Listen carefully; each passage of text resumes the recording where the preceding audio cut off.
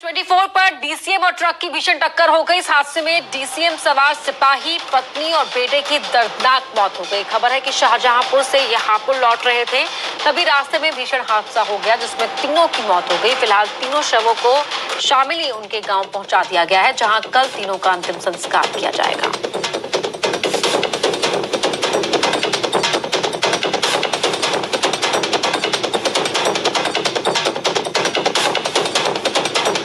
तो शाहजहांपुर से हापुड़ ये परिवार लौट रहा था। पति, पत्नी और बेटे की मौत हो गई इस हादसे में। शाहनवाज हमारे सहयोगी फोन लाइन पर जुड़ गए हैं। शाहनवाज, बेहद दुखद हादसा, एक पूरे परिवार का अंत हो गया इस हादसे में।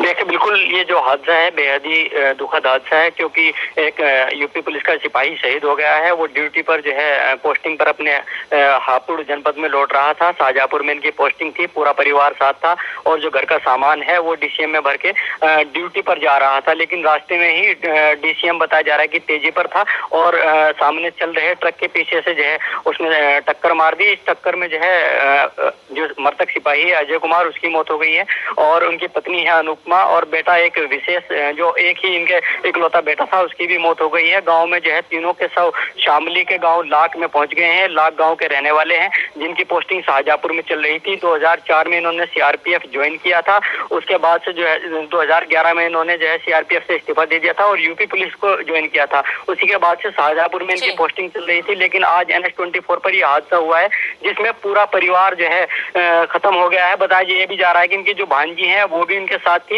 वो दो जो लड़कियां हैं वो घायल हैं और अस्पताल में उनका इलाज चल रहा है। लेकिन जो मृतक हैं उनके शवों को जो है।